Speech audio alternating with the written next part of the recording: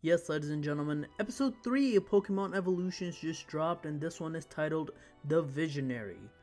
We're here in the Kalos region, and we specifically start off in Lysandre town, and both here in this animation and in the game, when the ultimate weapon comes out from the middle of the rocks, it looks insane. I remember playing XY for the first time being blown away, not just by the fact that we got a massive structure in the map, but the fact that that change stays, and that's how Lysandre town looks like for the rest of time as far as we know. That was mind-blowing.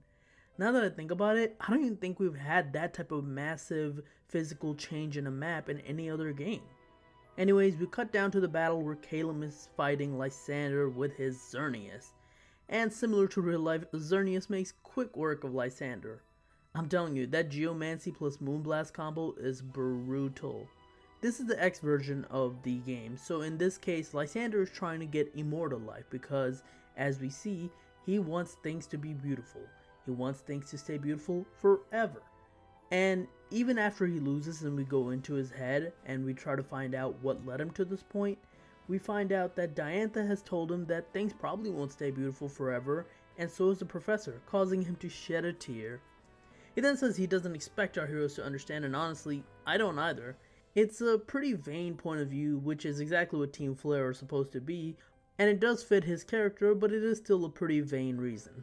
He then says that the ultimate weapon still has a little bit of energy, so he's gonna make our heroes immortal so they could see beauty fade away. So he tries to use it on them.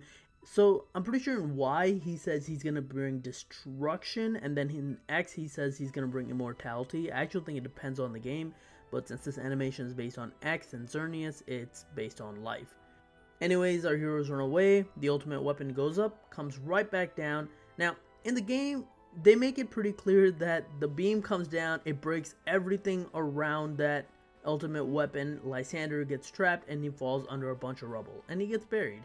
In the animated version here though, we just see the ray of light going up from the earth, coming right back down, and then we cut to just a bunch of dust and debris all over the place, and we're not really shown or implied anything.